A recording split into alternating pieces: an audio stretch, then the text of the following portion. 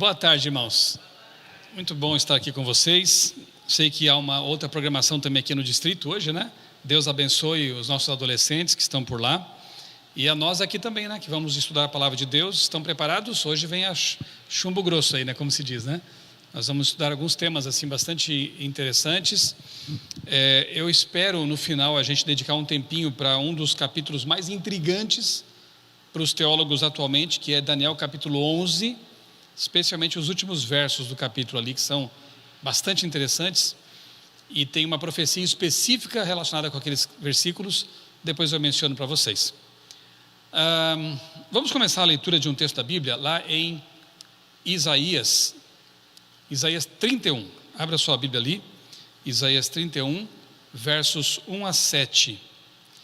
Na verdade, é uma experiência passada, ocorrida lá com o povo de Israel, antigo, mas que ensina muito para nós ainda hoje. Obrigado, irmão, está aqui já. Muito obrigado. Porque como diz Paulo ali em Hebreus, tudo que foi escrito foi para o nosso ensino, né? Para o nosso ensino. Então, as histórias muitas vezes se repetem, com personagens diferentes, contextos diferentes, mas muita coisa continua acontecendo, ou acontecendo novamente, né, em nosso tempo. Então, Isaías 31, 1 a 7 diz assim: Ai dos que descem ao Egito em busca de socorro e se estribam em cavalos, se apoiam em cavalos. Eles confiam em carros de guerra, porque são muitos, e em cavaleiros, porque são fortes, mas não olham para o Santo de Israel, nem buscam o Senhor. Porém, o Senhor também é sábio e faz vir a desgraça. Ele não volta atrás naquilo que falou. Ele se levantará contra a casa dos malfeitores e contra os que ajudam os que praticam o mal. Pois os egípcios são homens e não deuses. Seus cavalos são carne, não espírito. Quando o Senhor estender a mão, tropeçará aquele que ajuda e cairá quem é ajudado. No caso, Egito e Israel. E juntos todos perecerão. Porque assim me disse o Senhor: como o leão e o filhote do leão rugem sobre a sua presa, e ainda que se convoque contra eles grande número de pastores, não se espantam com o barulho, nem se apavoram com os gritos desses pastores. Assim o Senhor dos exércitos descerá para lutar sobre o monte Sião e sobre a sua colina. Como uma ave que paira sobre o seu ninho, assim o Senhor dos exércitos defenderá Jerusalém. Ele a defenderá e salvará, poupará e livrará. Ó filhos de Israel, voltem-se para aquele contra quem vocês se rebelaram tão profundamente. Pois naquele dia, cada um de vocês jogará fora os ídolos de prata, os ídolos de ouro que as suas mãos pecaminosas fabricaram. Aqui a gente vê uma triste realidade do povo de Deus, que deveria confiar nele, mas acabou indo para a idolatria, porque o verso 7 mostra isso, né? Acabaram pecando por idolatria, e quando as consequências dos seus pecados, que não foram só esses, foram muitos, a gente sabe da história, vieram na forma de invasão dos babilônios, da opressão, em lugar de eles buscarem a Deus arrependidos, foram pedir ajuda para quem? Para o Egito. E aí Deus fala: mas por que isso? Eles são carne, são humanos, frágeis como vocês, só porque tem um pouco mais de carruagens, de carroças e cavalos, não são nada. Tanto é que não adiantou nada, né? Babilônia veio depois, ali 500 e pouco, 586, se não me engano, e levou cativos. Foram 3 invasões, né? Numa delas levou Daniel, seus amigos, vários judeus. Então não adiantou nada confiar no Egito. O Egito nessa época já não era mais tudo aquilo. Isso aqui é um recado forte de Deus para nós também. Nestes últimos dias da terra, da história da terra, em quem temos confiado? Tem muita gente colocando suas esperanças em seres humanos, em políticos, em governadores, em estruturas, numa conta bancária. A pergunta de Deus para você hoje é: em quem você tem confiado? Olha o que Deus quer fazer. Como uma ave paira sobre o seu ninho, assim o Senhor dos exércitos defenderá Jerusalém. Deus quer ser o nosso defensor, quer ser a nossa esperança, quer que nós confiemos nele, tá bom? Mantenham essa história na sua memória, porque a experiência que vamos relatar aqui, ela é semelhante à dos antigos israelitas, né? E leiamos aqui juntos um tweet. Hoje eu não sei como é que chama mais, porque no tempo que era Twitter, era um tweet. Agora é o que? Um xiste? Não, né? Uma postagem no X, que eu fiz recentemente, não tão recentemente, né? Foi em fevereiro. Na verdade é uma frase que foi dita por um amigo, Dr. Josué Cardoso.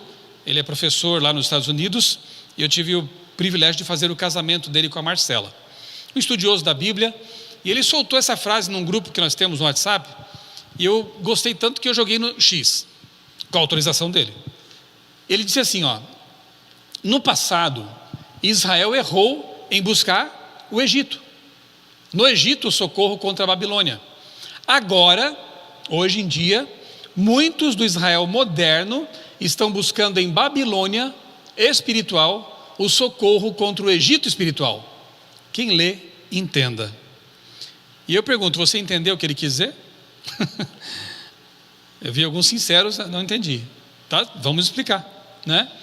Mas note, não tem mais Egito, não tem mais Babilônia. Quando lemos o Apocalipse, Babilônia significa um sistema religioso, que tem que ver com confusão, como Babel antigamente também foi, Babilônia. E o Egito também não existe mais como império, né? Mas na Bíblia, Egito sempre representa ateísmo, negação de Deus. Quem é esse Deus? Então nós temos aí gente fugindo de um sistema político, filosófico, religioso, que nega Deus, para cair no colo, nos braços de um sistema religioso que é enganador, que é o anticristo, na verdade. Resumindo, é isso. Mas vai ficar mais claro à medida que eu for explicando aqui as coisas para vocês. Vamos recordar algumas coisas, porque vocês são adventistas e eu creio que sabem muito bem disso aqui que eu vou recordar agora. Lá em Apocalipse 13, se quiser abrir a sua Bíblia ali, para darmos apenas uma olhada, não vou poder ler e estudar em detalhes esse capítulo, que mereceria assim horas, né? Apocalipse 13, do verso 1 até o verso, até a metade ali do capítulo, verso 10, né? Mais ou menos na metade, nós encontramos a descrição de uma besta. Apocalipse tem mais de uma besta, né? São 3 pelo menos. A do mar, a outra é da terra, e a outra? A do abismo. Essa é menos famosa, né? Mas ela é importante também, né? A besta do abismo. Então, do mar, da terra e do abismo. Apocalipse 13 fala de 2 delas, a do mar e da terra. Interessante que ele começa a descrever essa besta. Ela tinha 7 cabeças, ela é semelhante ao leopardo, com pés como de urso e boca como de leão. Interessante.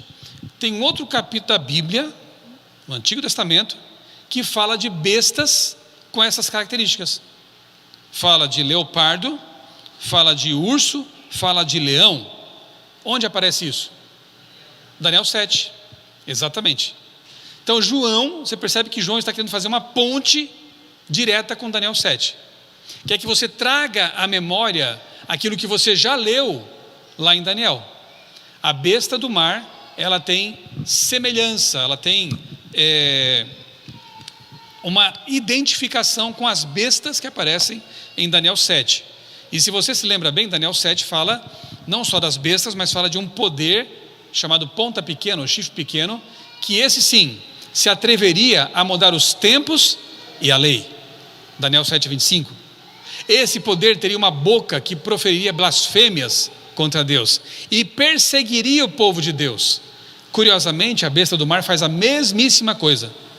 Ela tem uma boca arrogante, blasfemadora. Blasfêmia é assumir, uma criatura assumir prerrogativas que pertencem unicamente a Deus. Por exemplo, perdoar pecados. Então essa besta do mar tem essa característica, persegue o povo de Deus, curiosamente pelo mesmo período de tempo. Daniel 7 diz que a ponta pequena persegue o povo de Deus por 1260 anos. Apocalipse 13 diz que a besta do mar persegue o povo de Deus por 1260 anos. Não é coincidência mais, né? É o mesmo poder. Ponta pequena, o chifre pequeno, besta do mar, mesmo poder. Esse período de tempo aparece de 3 formas: um tempo, 2 tempos, metade de um tempo, que são 3 tempos e meio. Você transformando isso em dias, 3 anos e meio, transformando em dias, dá 1260 dias. Em profecia são anos. Aparece aqui como 42 meses. Se você transforma em dias, 1260 dias, anos. Então é o mesmo período, não tem como a gente errar, né? E aqui diz que esse poder inclusive blasfema o santuário de Deus. Como? É um poder que usurpou de Jesus a intercessão. Nós sabemos muito bem quem fez isso na história. Quem tira a atenção das pessoas do santuário celestial e diz assim: esse sistema aqui, humano, é que pode perdoar vocês, que pode interceder por vocês, que vão ser os pontífices, né? Fazem a ponte entre o homem e Deus. Isso é intentar contra o santuário de Deus. Para nós, Jesus é o único e suficiente mediador. Para eles não. Para eles há um sistema humano, uma religião, que se torna essa ponte entre o céu e a terra. Muito bem, isso a gente conhece muito bem. Inclusive eu poderia assim, olha aí que interessante, né? São aquelas bestas de Daniel 7, que são trazidas aqui como elementos em Apocalipse 13. João não fez isso por acaso, inspirado por Deus, né? E assim nós podemos ver algumas outras coincidências, entre aspas, que não são coincidências, são paralelos, né? Olha ali, o chifre pequeno e a besta do mar. Mesmas características. Persegue, blasfema, vence o povo de Deus, persegue o povo de Deus, 1260 anos. E no caso da ponta pequena, muda os tempos e a lei. No caso da besta do mar, ela tem uma marca. Aí tem que ter um paralelo também, né? Não pode ser paralelo 1, 2, 3, 4. Chega aqui, lei de Deus, aqui é um chip. Faz sentido? Aqui mudou a lei de Deus, aqui é um código de barras. Aqui mudou a lei de Deus, aqui é a vacina contra a Covid. Mas vocês ouviram muita bobagem por aí já nesses últimos anos, né? Especialmente por parte dos evangélicos, de que a marca da besta seria um chip na mão, a marca da besta seria a vacina com chip. Tanta bobagem. A marca da besta, em paralelo com Daniel 7, só pode ser um assunto que tem a ver com a lei de Deus, com a mudança na lei de Deus. E é por isso que nós cremos no decreto dominical. E alguns acham, não, isso é uma bobagem que os adventistas inventaram. Pastor Eleazar Domini, meu grande amigo, postou ontem no canal dele, Fala Sério Pastor, algo muito interessante. Ele descobriu lá na Inglaterra, ele mora nos Estados Unidos, mas o livro foi publicado na Inglaterra. Um livro que foi reimpresso agora recentemente, escrito 200 anos antes de Ellen White nascer. 200 anos antes de haver igreja adventista. E esse pastor, eu não me engano se ele é, eu não me lembro se ele é anglicano, falando sobre o quê? A marca da besta como sendo o domingo. Olha que interessante. Deus mostrou para outras pessoas também. Eu fico tão chateado quando alguns falam assim: a igreja adventista é uma seita porque acredita no santuário celestial, porque acredita no santo, no santíssimo. Eu fiz um sermão, acho que faz uns 2 anos. Lembra quando aquele pastor Valadão começou a criticar a gente, chamando a gente de seita? Pois é, aí eu preparei um sermão com o título Somos da Seita de Cristo. E eu preguei em alguns lugares, somos da seita de Cristo. E eu mostrei naquele sermão, que está no meu canal disponível, como outras religiões acreditam também no juízo investigativo. Por exemplo, eu mostrei lá alguns artigos acadêmicos, teológicos, de luteranos, que estão entendendo que realmente existe um santuário celestial e de que a expiação na cruz foi completa, mas as pessoas não entendem a amplidão do significado de expiação. Jesus hoje no santuário celestial está aplicando os méritos de seu sangue sobre os pecadores. E isso outros teólogos têm defendido. Outro exemplo, quando a gente fala que Miguel, o arcanjo Miguel, é um dos títulos de Jesus, eles dizem que nós somos hereges. Ah, vocês estão dizendo que Jesus então não é Deus? Pelo contrário, meu amigo. Uma das nossas crenças fundamentais é a Trindade. Nós cremos que Jesus é Deus pleno, eterno, nunca teve começo de dias. Ellen White fala muito disso. Mas cremos que Jesus tem vários nomes, títulos. Ele é o filho do homem, quer dizer que ele é só um homem? Não. Ele é o leão da tribo de Judá, então ele é um bicho? Não, por favor. Ele é o arcanjo Miguel, então ele é um anjo? Não. Mas Jesus se identifica com os anjos, assim como quando esteve aqui se identificou com os seres humanos. Muito bem. Aí eles dizem, vocês são uma seita porque vocês colocam Jesus como sendo um anjo. Pois é, nesse sermão, somos da seita de Cristo, eu mostrei outros teólogos de outras religiões que têm a mesma fé, a mesma crença que nós temos em relação a Jesus sendo Miguel. E aí, são hereges também? Sempre somos nós os hereges, mas os outros que acreditam nessas coisas não são. Aí por outro lado, esse pessoal que nos acusa, crê no dom de línguas, crê que a alma é imortal, crê em fantasmas, né? Espiritismo no meio do cristianismo, guarda um dia que não é bíblico, foi uma mudança humana, sancionada pelo papado, e nós é que somos os hereges. Estranho, né? Alguns são até, creem na predestinação, que com todo respeito aos meus irmãos calvinistas, é uma heresia. Deus escolhe quem se perde e quem se salva, e eu que sou herege? Eu estou estudando agora alguns assuntos para apresentar nós vamos fazer um fim de semana especial lá em São José dos Campos, na central de São José dos Campos, dia 25 ou 26 de abril, lendo quadros, eu e o irmão Mateus Amaral, que é um ex-padre. O tema é a sedução de Roma. Tem um pouco a ver com o que eu vou falar agora na sequência. E eu estou reestudando assuntos como purgatório, a Assunção de Maria, Imaculada Conceição. Quando você estuda a sério, se é que se pode levar a sério isso, né? O purgatório, você fica indignado com isso. Como que alguém que tem coragem de crer no purgatório vem me chamar de herege e de seita? Eu assisti a um podcast de alguns padres falando sobre purgatório, e eles riem do assunto. Eu não acreditei quando eu assisti aquilo. Não dá para rir, sabe por quê? Eles acreditam numa visão. Olha só, né? E a gente tem uma profetisa, eles falam da gente um monte. Mas eles têm um monte de santa e beata que teve um monte de visões e sonhos. E eles falam, ela teve uma visão lá do inferno e não sei o que. Eles podem, né? Enfim.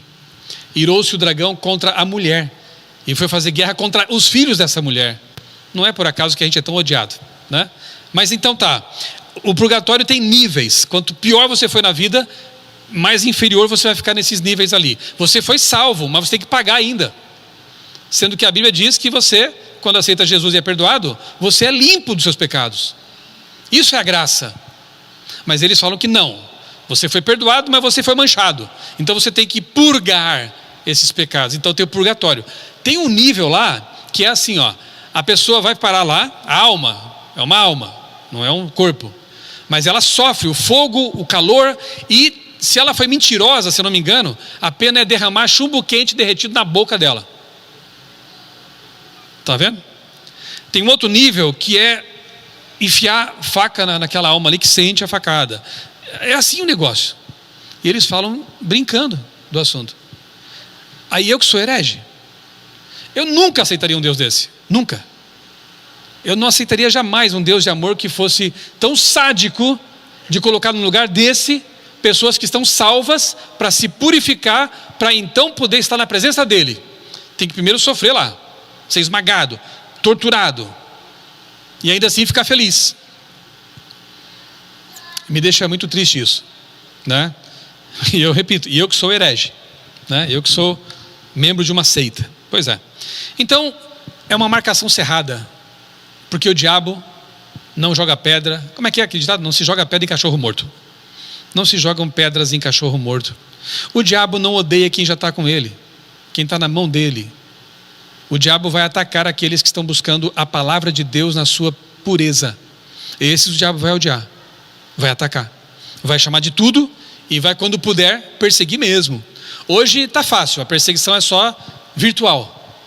Você nem imagina o que eu ouço por aí. No meu canal ali no YouTube, eu tenho moderação de comentários. Não publico todos, porque alguns iam deixar vocês escandalizados.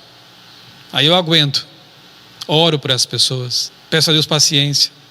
Para algumas eu faço umas orações imprecatórias também. Depois você lê nos Salmos o que é isso, tá? Mas a coisa é pesada. Mas ainda é só virtual.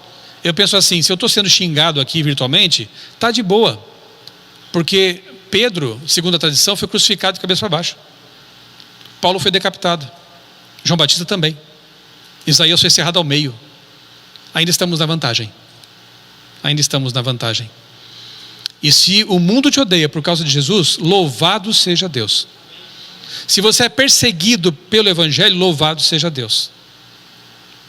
Se for por outro motivo, se converta, né?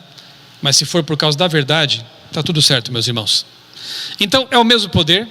E se aqui os paralelos funcionam, quando chega no ponto de mudar a lei, aqui também tem que ser a mesma coisa. Então a marca da besta tem que ver com a lei. E nós sabemos qual foi o mandamento que foi alterado. Não tem que discutir muito isso. O mandamento que foi alterado foi o 4º, que fala da santidade do sábado. Colocaram o domingo. E se o sábado é o selo escatológico de Deus, e é a Bíblia que diz isso, santifiquem os meus sábados, pois servirão de sinal, de selo entre mim e vocês. O sábado tem as características de um selo antigo. Ele traz o nome da autoridade que está selando, ele traz a jurisdição e enfim, tem ali o nome do Senhor Deus, tem o seu cargo, que é o Criador, e a jurisdição, o universo todo, céus, terra e mar, tudo que nos há. Então, o sábado é o selo escatológico de Deus. Se o sábado é o selo escatológico de Deus, a marca da besta, que é o selo anti-selo, tem que ser algo parecido, mas diferente. O diabo sempre faz uma contrafação que se pareça com. Anticristo quer parecer com Cristo, mas nega o Cristo. A única coisa neste mundo que nega o sábado, mas quer se parecer com ele, é o domingo. Por isso nós cremos que a marca da besta não tem nada a ver com chip, nada a ver com vacina. Tem que ser um dia da semana que tem uma falsa autoridade. Esse é o domingo. Se for o chip é tão fácil, né? Imagina um cara aí, um traficante, um estuprador, que para fugir da polícia vai morar no meio do mato. E fica lá o resto da vida. Nunca vai receber o chip. Está salvo. Né? Agora imagina uma senhorinha evangélica ou católica, uma pessoa de Deus, convertida, que para receber a sua aposentadoria, teve que colocar um chipzinho na mão dela. Se perdeu. Vai queimar no inferno para sempre por causa disso. Faz sentido para vocês? Não tem sentido nenhum, né? Não estou dizendo que chip e tecnologias não possam ser usadas para controle, para impedir de comprar e vender, e etc, etc. Mas eu estou dizendo que a marca da besta não pode ser uma coisa tão besta. Para parafrasear aqui, né? O diabo não é besta. A besta é outra coisa aqui, né? Tinha que ser uma coisa sutil e ao mesmo tempo que envolvesse adoração. Adoração. Consciente. O selo de Deus é só na testa, porque só guarda o sábado aquele que aceita com a sua mente, com o seu intelecto, com o seu coração. Eu creio. Mas a marca da besta é na testa ou na mão. Muitos vão aceitar por convicção. Eu aceito essa autoridade aí e eu sigo e pronto. Mas outros vão pela conveniência. Não, eu até não acredito nessas coisas, mas para salvar o meio ambiente eu vou nessa. Sabe o que eu estou falando, né? Para salvar a terra eu aceito. Para salvar a família, para proteger os trabalhadores, eu estou de acordo com os sindicatos, eu aceito. Mão, direita, trabalho e por aí vai. Tudo isso aqui é revisão para a prova. Você já sabe disso. Aí temos, acho que travou aqui a apresentação, é só clicar no avançar lá do teclado para mim. Pronto. Aí temos a besta, assim, aqui é o período, né? Os 1260 anos estão compreendidos entre 538 e 1798. Como é que você sabe disso? Se é um tempo de supremacia papal, de perseguição, não é difícil de localizar na história. 538 foi quando o imperador Justiniano concedeu à igreja romana, que então já estava se configurando, né? A igreja romana não nasceu com Jesus, nem com os apóstolos. É por essa época aí que ela começa a se configurar. Havia bispos de várias igrejas que tinham a mesma autoridade, mas aí o bispo que estava em Roma começou a receber mais poder do imperador, de modo que chega lá na frente e ele se torna o Papa. Na igreja cristã primitiva não tinha isso. Ninguém era a cabeça da igreja, só Jesus. Ninguém era a pedra da igreja, só Jesus. O próprio Pedro, que dizem ser a pedra, falou assim: ninguém pode pôr outro fundamento além de Cristo. Ele é a pedra angular. Em 538 o imperador concede à igreja romana a autoridade para prender, perseguir e até matar. E aí depois surge a Inquisição, que é a história. É só você pesquisar sobre isso. A Inquisição matou muita gente porque não acreditavam nos dogmas papais, né? Alguns até não tinham nada a ver com religião, eram cientistas. Você sabe a história, né? Alguns cientistas foram presos por causa das suas ideias, que não concordavam com as ideias papais, não com a Bíblia. Galileu, por exemplo, Galileu não foi contra o Papa. Galileu foi contra uma ideia católica aristotélica, que foi importada para o catolicismo pelos filósofos católicos, de que a Terra seria o centro do universo. E Galileu disse: não, não é. A minha luneta mostra outra coisa. O Sol é o centro do sistema. Então você vai ser preso.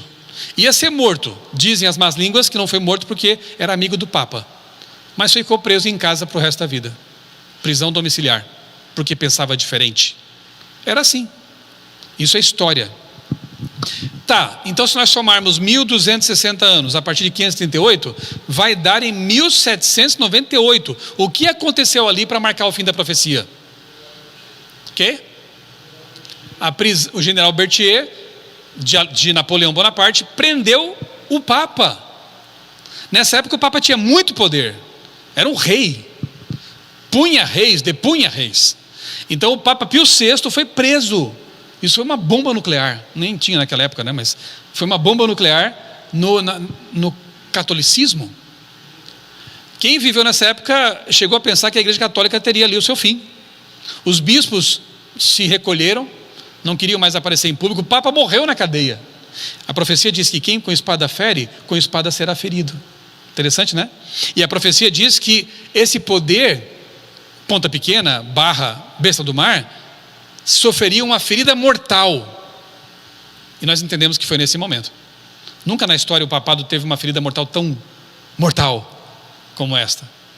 Mas a profecia diz mais: ela seria curada, a ferida, e toda a terra se maravilharia seguindo a besta. Como é que está a situação hoje? O Papa é ouvido ou não é ouvido? É respeitado ou não é respeitado? O que ele fala repercute ou não repercute? Não foi curada ainda por completa a ferida, tá, gente? Porque nunca mais a igreja teve esse poder que teve ali. Poder estatal, né? Mas a profecia diz que vai haver uma cura completa. E que a segunda besta, que vem na sequência, você sabe quem é? Os Estados Unidos da América. Vai dar poder à primeira besta. A segunda besta que surge na terra, portanto é o oposto de mar. Mar significa o que mesmo? Profecias? Povos, multidões, nações e línguas. Sim, a igreja romana nasce no continente europeu, que era o centro do mundo. Muita gente lá. Mas a segunda besta nasce na terra, surge na terra. E terra, então, sendo o oposto de mar, é um local pouco povoado. Pouco povoado. E essa besta, ela começa falando como um cordeiro. Ela tem aparência de cordeiro, mas finalmente fala como um dragão. Parece Jesus, mas termina como o diabo. Interessante?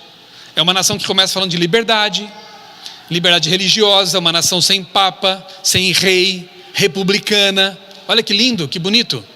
E por muito tempo essa nação tem sido a representante da democracia e da liberdade no mundo. Mas as coisas vão mudar. E no fim da história, nós vamos ver então essas duas bestas de mãos dadas, alinhadas, para perseguir aqueles que não aceitam as imposições que vêm de lá. A imagem da besta é restaurada, a imagem perseguidora da besta, como diz o Apocalipse. Até aqui tudo bem? Revisão para a prova. Aqui é o intensivão do vestibular, né? Olha só, a besta da terra, resumindo, é um poder político importante. Fica claro no texto, né? O texto diz que essa besta da terra faz com que todos, grandes e pequenos, adorem a besta cuja ferida mortal foi curada. Então é um poder importante. Tem autoridade, tem armas, tem influência cultural no planeta. Segundo, a besta da terra tem autoridade global. Terceiro, é um poder do tempo do fim. Como que eu sei disso? Já vou explicar. E é um poder cristão. Como que eu sei disso? Já vou explicar. Ampliando.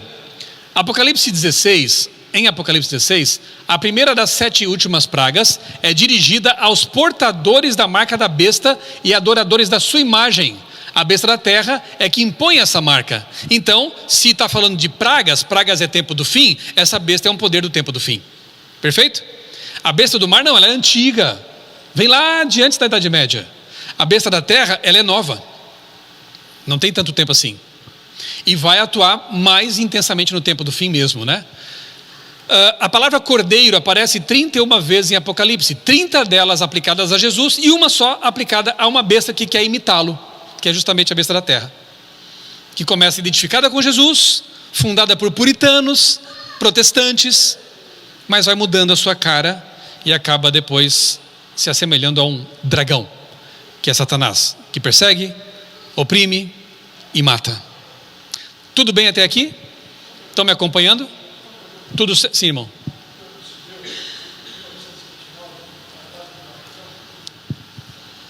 Sim, não é uma data profética, mas é significativa, né?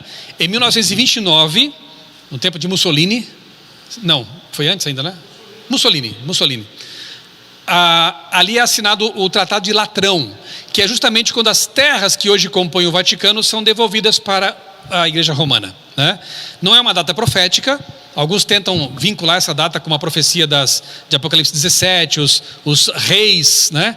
Os 7 reis ali, como se fossem papas, mas isso não faz sentido na escatologia adventista, não funciona assim. Aqueles montes, a palavra grega é oros, não é colina, é monte, eles sempre representam reinos. Então nós associamos como sendo Babilônia, Medo-Pérsia, Grécia, Roma, certo? Até porque essa profecia dos 8 papas aí, é só esse papa morrer, furou, acabou a profecia, né? E em 1929, repito, não está na profecia, mas é uma data importante.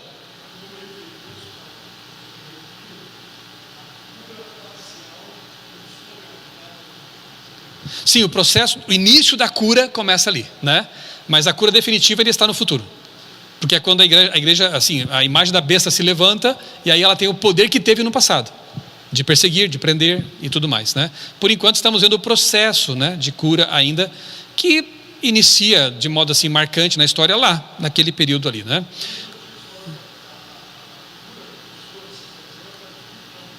Sim, historicamente podemos entender assim, né?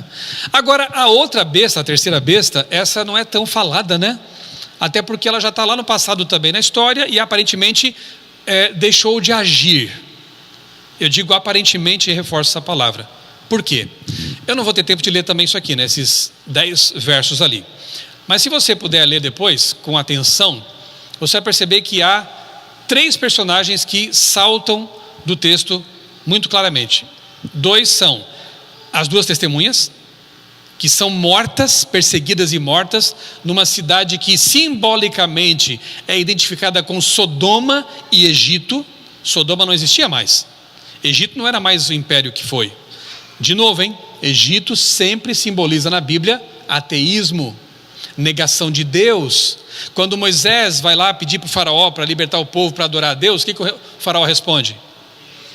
Quem é esse Deus? Eu não reconheço esse Deus. Então passa a ser um símbolo de ateísmo, negação de Deus. Quando aparece Egito em profecia, entenda que é um sistema, uma ideia, um poder que nega a Deus. Ateísmo e seus filhotes, tá?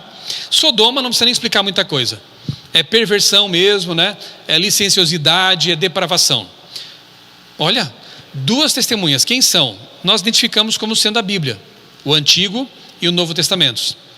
Tanto é que aparece no texto ali, aparecem 2 figuras, Elias e Moisés.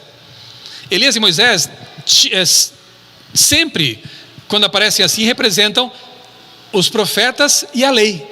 Moisés, a lei, a Torá. Elias, os profetas. Ou seja, é a Bíblia.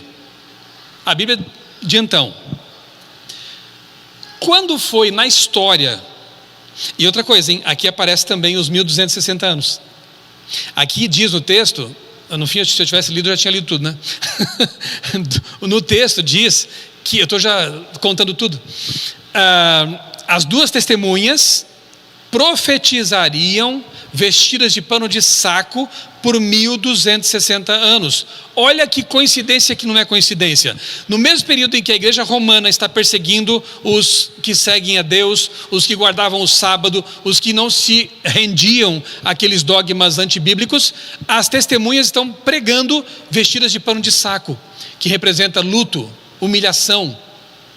Não é interessante? Não é coincidência. Essas duas testemunhas são a palavra de Deus, e todos aqueles que quiseram pregar a palavra de Deus nesse período foram perseguidos. Lembra dos valdenses? São desse tempo aí. Os valdenses foram mortos pelo Papa, porque ousavam desafiar os dogmas romanos e pregavam a palavra de Deus. Os valdenses copiavam trechos da Bíblia à mão, escondiam debaixo da roupa e iam para os mercados, para as feiras, e quando encontravam pessoas sinceras, eles davam a Bíblia para elas. Tanto é que os colportores, né, eles herdam essa ideia, né, dos valdenses. Colporteur, e não sei se a pronúncia é essa em francês, quer dizer levar ao pescoço. Levava escondido aqui, debaixo da roupa, para entregar a palavra. Chega um momento que o Papa cerca esse pessoal, as tropas do Papa cercam esse pessoal numa caverna, ateiam fogo, eles morrem sufocados lá dentro. Lá no Piemonte, na Itália. Então aqui nós vemos duas testemunhas que são perseguidas, mortas numa cidade que simbolicamente é Egito e Sodoma. O povo dessa cidade, diz aqui no texto, que quando as testemunhas foram mortas, deram festas, celebraram isso, estavam livres, ninguém mais os condenava. E quem perseguiu essas testemunhas foi a besta que sobe do abismo. Quem é essa besta? Quando aconteceu isso? Você já estudou esse assunto? No livro Grande Conflito, Ellen White explica bem esse assunto aí pra gente, né? É o mesmo período, portanto, 538 a 1798. Aqui, Ellen White, no Grande Conflito, diz que as duas testemunhas são o Antigo e o Novo Testamentos, ok? Inclusive essas testemunhas aqui falam de castiçais, de azeite, lâmpada, né? Castiçal é lâmpada. Quem é a lâmpada para os nossos pés? É a tua palavra. Se as testemunhas são a lâmpada, se elas são também identificadas com azeite, azeite é quem? Símbolo de Espírito Santo. É a palavra inspirada de Deus, né? Bom, aí textos que confirmam o que a gente acabou de mencionar aqui, né? O fato de elas profetizarem com pano de saco, porque foram perseguidas. A pergunta é, quando foi na história que a palavra de Deus foi queimada, proscrita, os religiosos foram expulsos e uma assembleia legislativa disse: Deus não existe? Quando foi isso? Revolução Francesa. Não tem outra forma de aplicar, de entender esse capítulo, senão desse jeito. A Revolução Francesa declarou: não há Deus. E aí começa o reinado do terror, né? De guilhotina para lá, guilhotina para cá. Quem inventou a guilhotina foi guilhotinado. Ficou um mar de sangue aquilo, né? Uma tragédia. A França foi imersa no caos. Ah, mas ali não veio o conceito de liberdade, igualdade. Sim, teve aspectos positivos, politicamente falando, mas do ponto de vista religioso foi uma tragédia. Foi horrível. Social também, né? Evidentemente. Claro que a monarquia era terrível, né? Eles oprimiam o povo, enquanto eles viviam em Versalhes, comendo do bom e melhor, com muros de ouro, o povo passando fome. Mas aí o povo se levanta, mata o rei e começa a matar todo mundo, e virou uma confusão, um caos, né?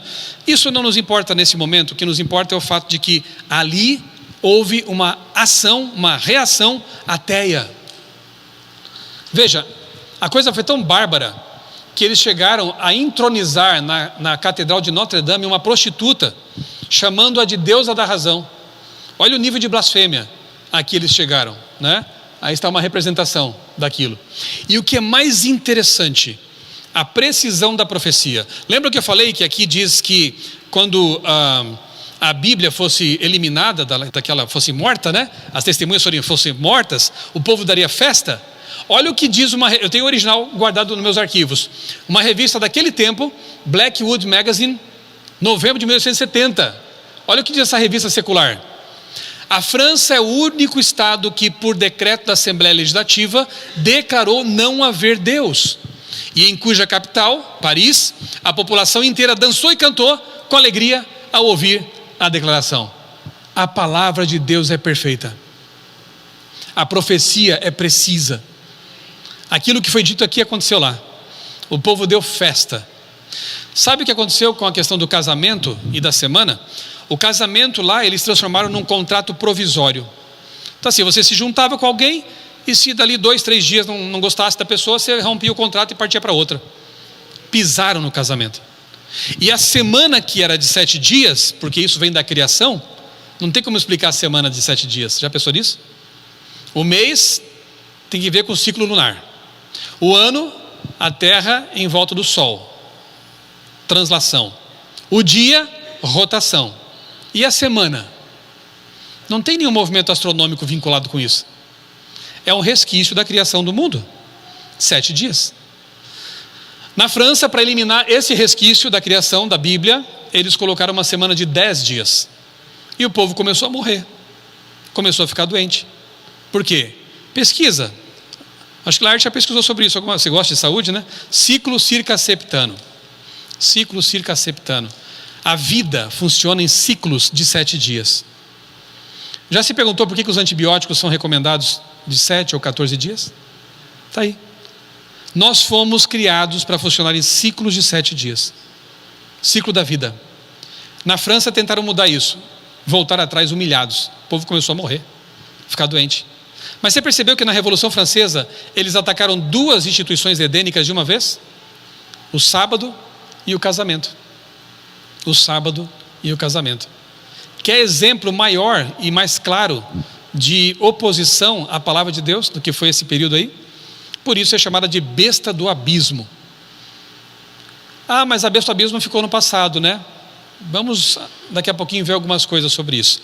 Olha só, não somos só nós, os adventistas, com base no grande conflito, que percebemos que a Revolução Francesa tem viés religioso. Semana passada eu vi um artigo numa revista, não vou nem citar o nome porque não vale a pena divulgar, mas uma revista que é inimiga da igreja. Gosto de me atacar, que é uma coisa. Publicaram mais um artigo contra mim lá, aí eu fui ler, né? O que vem agora, né? Eu fiquei feliz. Sabe qual foi a acusação? Pastor Michel só acredita no que Ellen White escreveu. Amém! Eu terminei de ler e fiquei feliz. Que bom, se a acusação for essa, eu estou feliz, né?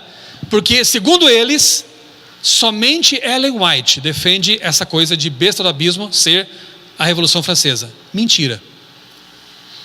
Mentira no sentido de que outros autores seculares percebem que a Revolução Francesa teve sim um viés religioso, teológico e por que não dizer profético. Esse autor aqui, que eu aprecio muito, escreveu um livro, tem vários bons livros sobre a Revolução Francesa, sobre vários vieses, digamos assim. Esse é um deles, Christopher Dawson, um autor que escreveu sobre o assunto. Nesse livro, olha o título, já começa ali, né? Começa pelo título. Os deuses da Revolução. Olha o que ele diz. O embaixador dos Estados Unidos na França escreveu de Paris em 1792, a coisa estava acontecendo, né? Que ele tinha vivido para ver uma nova religião surgir. Interessante, hein? Essa nova religião revolucionária, consiste em uma negação de toda a religião. E seus adeptos têm a superstição de não serem supersticiosos. Eles têm para com isto tanto zelo quanto qualquer outra seita. E estão igualmente prontos para devastar o mundo a fim de angariar prosélitos. Sim, a Revolução Francesa teve um sabor religioso. A negação da religião é também uma religião em si, né? E aqueles que não concordam com isso, fica aí o desafio para tentar interpretar Apocalipse 11 de um jeito mais claro do que esse, mais histórico do que esse, né? Muito bem, eu creio nisso sim, pode falar à vontade, né? Creio no Ellen White, creio no grande conflito, creio no que está lá, é para mim revelação de Deus mesmo, né? E está de acordo com a história. Muito bem, então resumindo tudo, nós temos ali os 3 bestas, né? Roma papal, besta do mar, Estados Unidos, besta da terra, e França revolucionária, besta do abismo, ok? Na linha do tempo fica assim, ó, a besta do mar, 538, vamos colocar assim, né, como início do poder que essa igreja teve, 1260 anos, aí a ferida mortal 1798 e o Tratado de Latrão 1929, começando ali o processo de cura da ferida, ok? Aí temos Estados Unidos, 1776, começa como nação e vai até o fim da história. E temos a besta revolucionária ali, que é a besta do abismo, 1789, com o começo da revolução, e vai até o fim da história? Não ficou no passado? Calma lá, jovem gafanhoto, nós vamos chegar nesse momento aí também. Como eu não tenho tempo aqui de explorar em detalhes cada coisa, fica aqui um convite, vá lá no meu canal depois, no YouTube, Michelson Borges, procura essa palestra aí, As 3 bestas do Apocalipse e o tempo do fim. Está lá, é só colocar as 3 bestas do Apocalipse, você encontra lá o vídeo, e ali eu explico com mais detalhes cada uma delas, e a inter-relação que há entre as 3, tá? Como assim inter-relação? Uma é Estados Unidos, outra é o papado, outra é a França revolucionária, mas não se esqueça de que quem está operando as marionetes é o mesmo ser, é Satanás.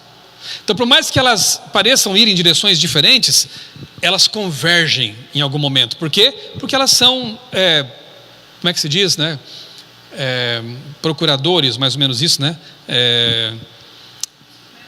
Instrumentos, marionetes, eu gosto de usar esse termo, né? Marionetes de Satanás, né? Que ele está usando para levar avante suas ideias, sua causa, né? Contra Deus. Então, são instrumentos. Quando a besta do mar esteve indisponível na história, por causa da ferida mortal, quem que ele usou? A besta do abismo, por um tempo. Porque quando a besta do mar se torna disponível de novo, ela começa a ser curada, tá bom, besta do abismo, fica aqui um pouquinho agora, que eu volto a usar a minha preferida.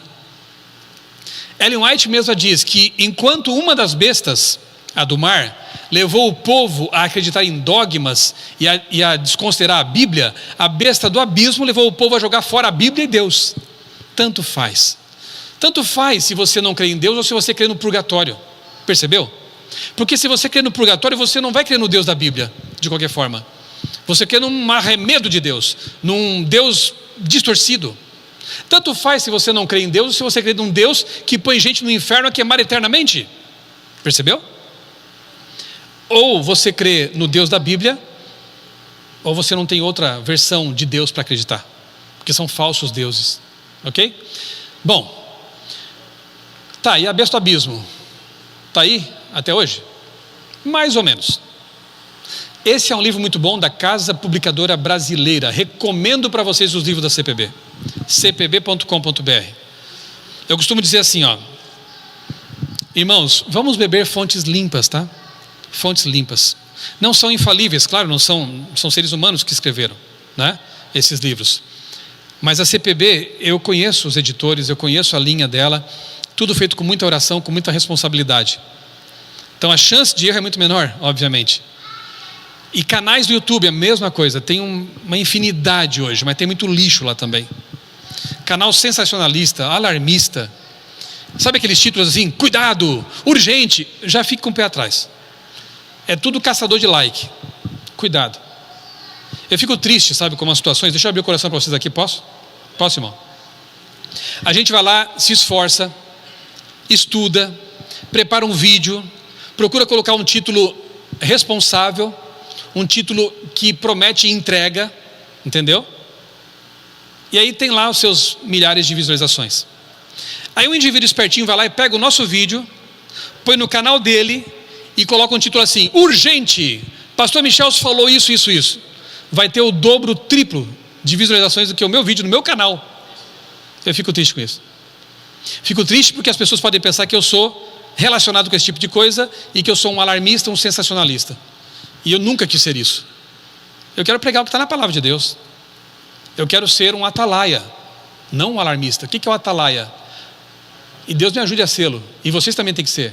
O atalaia fica em cima do muro, e o que ele vê lá longe, ele fala. O alarmista não está em cima do muro, não está preocupado com a salvação de ninguém, está preocupado com os interesses dele, e às vezes ele não está vendo nada, mas já está gritando. Sabe aquele que saiu correndo antes, e não tinha mensagem nenhuma? Esse é o alarmista, né? Então eu fico triste com isso. Cuidado com esses canais, cuidado. Como? É tipo esse aí, né? Decifrando o Adventismo. Eu fiz um vídeo contra esse canal. Por quê? Porque esse canal é mentiroso.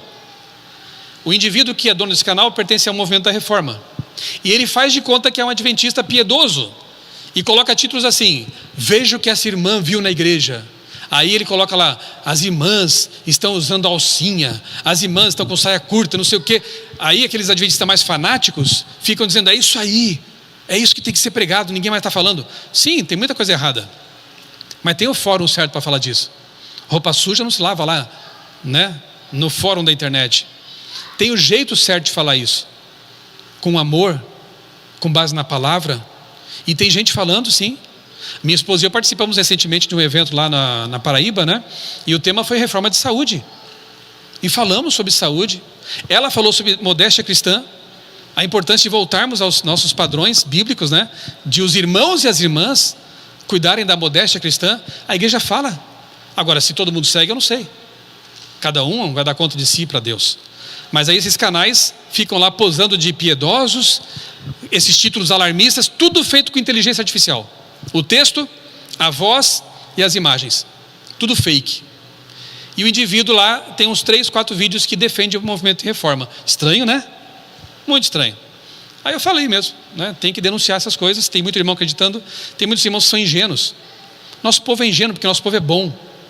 Entendeu? É bom. Nosso povo quer buscar a Deus. Povo de boa fé. Aí eu disse assim para alguns que depois vieram me questionar, mas ele fala algumas coisas que são necessárias. Eu digo assim, olha, até o diabo fala coisas certas às vezes. Até o diabo. Não teve um espírito lá que começou a dizer, Paulo, esse é Paulo, servo de Deus. Aí o Paulo mandou calar a boca, né? Vai embora daqui, Satanás. O diabo engana.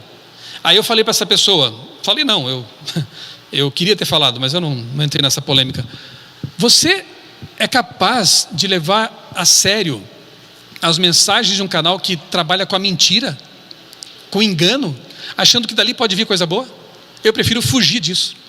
Eu quero distância do pai da mentira. Eu quero águas limpas. Então, irmãos, um conselho, né, de um pastor que ama esta igreja: beba de fontes limpas. Escolha muito bem os livros que você vai ler, de que editora. Escolha muito bem os canais que você vai acompanhar, se inscrever, indicar. Porque o inimigo não está brincando não, tá? E ele vai ser ardiloso e sutil, como ele sempre soube fazer. Aí fora ele engana abertamente, com o povo de Deus ele é mais sutil. Então muito cuidado, né? Meu povo perece por falta de conhecimento. Que o conhecimento seja algo precioso para nós. E ser prudentes como as serpentes. Não esqueça disso. Prudentes como as serpentes. Tem que ser simples como as pombas. Uma fé simples, uma fé genuína, mas prudentes como as serpentes. Fechando parênteses aqui, né? Que eu achei que fosse necessário. Não, a irmã me provocou. Tá, irmã? Você me provocou. Você falou do canal lá. Obrigado, às vezes é importante falar, né? Esse livro aí é muito bom, do pastor Maxwell. O pastor e historiador Mervyn Maxwell. Eu não vou ler a citação inteira, vou ler só a parte final. Ele cita ali o professor Palmer, e ele diz: o movimento comunista jamais haveria tomado a forma que tomou, não fosse a ocorrência prévia da Revolução Francesa. Pronto. E não é só um pastor adventista que diz isso. Eu já vi outros autores, o tempo não permite, mas tem uma outra palestra que tem várias citações de outros autores em que eles dizem que, de fato, a Revolução Francesa inspirou outras revoluções, incluindo a Revolução Bolchevique, por exemplo, o comunismo, né? O pastor Mervyn Maxwell, acho que deu uma pausa de novo lá, só clicar no teclado para mim. Pronto. O pastor Maxwell, ele diz o seguinte, Karl Marx foi, sem dúvida, um falso Cristo vestido de outras roupagens. Está aí. Eu fico muito assim, abismado quando alguém vem dizer assim, não, mas eu posso ser comunista e cristão ao mesmo tempo. Você que sabe, você acha que dá para colocar uma filosofia eminentemente ateísta no cristianismo? Faça o seu malabarismo aí, né? Não dá. Mas os primeiros cristãos eram socialistas. Não seja anacrônico, por favor. Eles eram cristãos de verdade, e por isso compartilhavam, por isso amavam, por isso acolhiam. Não eram comunistas, não eram socialistas. Eles eram cristãos. Não estavam buscando poder, não estavam querendo um Estado forte, né? E coisas do tipo, né? Inicialmente. Bom, não precisa nem me demorar muito nisso aqui. Só para mostrar. E travou de novo aqui. Clica para mim lá de novo, por favor. E como eu disse, não é só Maxwell, tem outros autores que veem a mesma relação, né? Mas em 1989 o muro de Berlim caiu, simbolizando o fim do comunismo na ex-União Soviética. Pois é, como regime e tudo mais, caiu, mas as ideias permanecem. Será que é a bateria? Ou é... Bom, enfim. Vamos ver aqui. As ideias permanecem, né? E um grande sistematizador dessa ideia de revolução cultural, para cá, né? Aqui? Então é o segredo? Eu não sabia. É nessa caixinha aqui? E eu lá. Antônio Gramsci. Depois eu ia ser chamado de gramscismo, né? Proposta dele: já que não conseguimos vencer pelas armas, vamos vencer pelas ideias.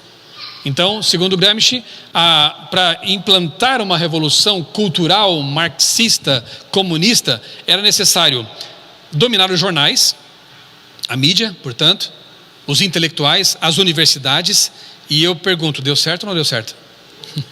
Deu muito certo, né? Claro que tem o outro lado, e eu vou falar daqui a pouquinho também, tá? Que é o dominionismo, é a direita usando um método bem parecido com o do Gramsci, tá? Ô irmão, não deu certo aqui não, viu? Bom, agora foi. É pegadinha. Aí nós vemos, mais ou menos recentemente, um fenômeno que já está ficando meio ultrapassado, né? Que é da cultura woke, que nada mais é do que uma espécie de gramscismo, revolução cultural, usando uma massa de manobra que são os jovens, que são ingênuos também, que têm bom coração, muitos deles, mas acabam sendo sequestrados por ideologias, né? Cultura woke, resumindo bastante, é a ideia do eu estou acordado, eu sou consciente, eu estou desperto, né? A palavra woke é passado da palavra wake, em inglês, né? Que é acordar. Em 2017, o dicionário Oxford acrescentou esse novo significado de woke, definido como estar consciente sobre temas sociais, políticos, especialmente o racismo. Segundo o dicionário Merriam-Webster, o termo é usado com desaprovação para referir-se a alguém politicamente liberal em temas como justiça racial e social, especialmente de forma considerada insensata ou extremista. Parecia uma coisa boa, mas depois virou uma imposição, né? Uma ditadura de ideias, né? Ou você pensa assim, ou você não está na minha turma aqui, né? Você é um retrógrado, você não merece viver, sabe, uma coisa assim dura, né? Tenta combater a desigualdade e a perseguição de minorias, mas se você não pensa como ele, você se torna um perseguido também, né? Bom, travou de novo aqui, vamos lá. O termo woke, isso é uma matéria do G1, tornou-se sinônimo de políticas liberais ou de esquerda, progressistas, que defendem temas como igualdade racial. Tem coisa que não está errada e não é ruim, mas tem outras que são péssimas, né? Igualdade racial, pautas da esquerda, né? Aí vem a coisa ruim, abortismo, o aborto indiscriminado, vem também a liberação das drogas, e o pacote é grande, de coisas com as quais não podemos concordar. E aqui só umas imagens para mostrar a que extremos chegou essa cultura woke. Sabe o tal do todes? Não se contenta mais de falar assim, bom dia a todas e a todos, como se o todos não incluísse todo mundo, né? Na nossa língua é assim. Aí colocaram um pronome neutro, todes. Quando eu era criança, todes era uma coisa de chocolate, né? Não tem nada a ver com né? Todes. Aqui, trisal. Casamento não é mais aquilo que você pensava que era, um homem e uma mulher unidos pelos sagrados laços do matrimônio. 3, 4, vivendo juntos, se chamando isso de casamento. Abriram a porta, passou um monte de coisa, né? Lutas. Maria da Penha não vale no ringue, tá, gente? Maria da Penha só vale em casa, a lei. Porque no ringue tem homem batendo em mulher. Agora mesmo nas Olimpíadas, ficou provado que o vencedor lá da prova de boxe era um homem geneticamente homem. E foi o vencedor. Estão vencendo em natação, ciclismo, levantamento de peso, óbvio, né? Mas eles passam por um tratamento hormonal que reduz a taxa de testosterona. Gente, o indivíduo passou a adolescência inteira dele sendo banhado por 30 vezes mais testosterona do que a menina. Ele vai ter ossos mais fortes, músculos mais fortes. Não vai ser um tratamento de pouco tempo que vai reverter isso. Estão ganhando todas. Agora, com a eleição do Trump, estão revertendo um pouco esse negócio, né? Teve até uma prova agora, uma competição, que as mulheres se recusaram a correr com ele, com o homem. Tem que fazer isso mesmo. E as feministas deviam estar defendendo essas mulheres. Tantos anos para conquistar o direito de competir nas Olimpíadas, porque antes só tinha homem, né? Tantos anos competindo pelo direito de competir, de participar de esportes. Agora os homens estão tomando conta do esporte delas. Cadê as feministas agora para defender as mulheres? Pois é, então concurso de Miss, que é assim, você acha legal ou não, enfim, mas é feminino, sempre foi, né? Tem o Mister lá e tem o Miss. Agora na Holanda, a Miss Holanda é um homem. E assim, cada um tem seu gosto, mas eu não achei nem bonita. Miss Holanda é lacração, obviamente. Ninguém votou porque é bonito ou porque é mulher, para lacrar, para criar, né, situação. Aqui, pelo aborto, drag queens indo nas escolas infantis, ensinar não sei o quê, e por aí vai. Bom, se você acha que isso não tem nada a ver com a igreja, eu vou dar só um exemplo para você. Depois você lê esse livro aí, porque vale a pena, da editora Fiel. Outro evangelho. A autora Alissa Childers, ela conta a experiência dela, de como a cultura woke, como o progressismo teológico afetou a vida dela. Ela é uma norte-americana evangélica, cresceu na igreja, cantava na igreja, tudo normal, né? Uma cristã. E chegou um dia lá um pastor moderninho naquela igreja, sabe? Pastor moderninho, com aquelas mensagens assim adocicadas, né? E porque Deus, Ele recebe todo mundo como está, né? Você pode vir como você está. Não é que Deus não receba, Deus recebe todo mundo como está, para transformar naquilo que Ele quer, que é o melhor. Você tem que vir para a igreja como você está, mas não vai sair daqui do mesmo jeito, se você realmente se entregar a Jesus. Mas para eles é assim, venha como está e permaneça. Para eles, aquela cura, o perdão da mulher surpreendida em adultério é mais ou menos assim: eu também não te condeno, pode ir para casa. Não foi assim que Jesus falou. Eu também não te condeno, não cometa mais adultério, não peques mais. Assim é com Jesus, é transformação. Então esse pastor moderninho que chegou na igreja dela começou com essas mensagens de inclusividade, não sei o quê, e ela começou a se encantar com isso. Para resumir a história, porque você depois vai ler o livro, ela perdeu a fé na Bíblia. É isso que acontece, porque a Bíblia passa a ser relativizada. Peraí, então aqui Moisés, Paulo estão condenando as práticas homossexuais, então Paulo e Moisés estão errados, porque Deus não ia fazer isso, condenar as pessoas por suas escolhas ou por suas desvantagens, diferenças. Então Paulo não foi inspirado por Deus. Olha onde chega o pensamento, hein? E aí eles começam a selecionar o que interessa da Bíblia e deixar de lado o que não interessa. E geralmente o que não interessa é o que me condena. Se eu encontro aqui alguma coisa que está mostrando o meu pecado, o que eu tenho que fazer? Perdão, Senhor, me ajuda a não errar mais, a não pecar mais, conforme tu me mostraste aqui. Mas eles não, eles querem reescrever a Bíblia. E a Alissa, ela perde a fé na Bíblia, torna-se uma cristã progressista, e depois ela conta como foi o processo de voltar para o caminho da Bíblia. Isso é muito sério, meus irmãos. Por um tempo aí, a nossa igreja acabou sendo também afetada por isso. Influenciadores, alguns cantores estavam trazendo para dentro da nossa igreja ideias desse espectro aí ideológico, e não foi fácil combater isso. E muitos que tentaram combater isso foram vistos como intolerantes, quando estavam preocupados não só com a igreja, mas com a salvação daqueles que estavam caminhando também nessa trilha perigosa. Agora parece que os ventos estão soprando um pouco diferentes, numa direção perigosa também. Até a revista Ministério publicou um tempo atrás uma matéria de capa, algumas matérias sobre o cristianismo progressista. Se você quiser ler, está na internet. Coloca lá, revista Ministério PDF. Você encontra a revista gratuitamente. Essa edição aí, muito interessante, traz algumas análises sobre esse fenômeno aí que incomodou bastante. Mas a história vai mudando, né? A gente chama de movimento pendular. Quando as coisas vão para um extremo muito fortemente, a tendência é voltar para o outro extremo com a mesma força. E nós estamos vendo isso agora, nesse momento. No momento em que o perigo era a pauta mais esquerdista, a gente bateu na esquerda. No momento em que o perigo era o progressismo, a gente bateu no progressismo. Agora, as coisas estão indo para a direita. e para o tradicionalismo religioso. Olha que coisa, né? E os perigos estão aí também, irmãos. Então é hora de bater nesse espectro ideológico. Bater, digo assim, advertir, né? Chamar a atenção. Vamos ver algumas coisas interessantes aqui. Olha o fenômeno varrendo o mundo. Itália, elegeram Giorgia Meloni, uma cristã conservadora, primeira-ministro da Itália. A Argentina não é exatamente cristão, e também não é nenhum indivíduo assim de direita, enfim, né? Mas é mais nesse espectro assim, se alinha mais a esse espectro. Ele tem um nome, eu sempre esqueço, é um libertário, conservador, Javier Milei. Na Holanda, país tremendamente liberal, elegeram um conservador, Geert Wilders. E mais recentemente, ano passado eu profetizei, todo mundo está vendo que ia dar isso mesmo, né? Deu Trump.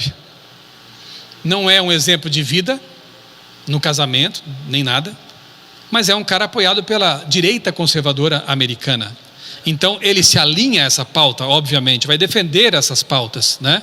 Inclusive os protestantes evangélicos americanos tinham já preparado um documento chamado Projeto 2025 para orientar o governo de Trump. Dizem alguns que estão percebendo sim que ele está seguindo algumas diretrizes dali. E uma das diretrizes propõe o domingo, o descanso dominical, para proteger as famílias. Olha que interessante. Ellen White diz que haveria um clamor popular por isso. Não vai ser nem necessariamente uma coisa imposta a ferro e fogo. Haveria um clamor popular. Da esquerda para salvar o mundo, o planeta, o meio ambiente. Da direita para salvar as famílias. Tanto faz. O importante é que haja uma lei que se oponha à lei de Deus. E as pessoas preparadas para receber aquilo.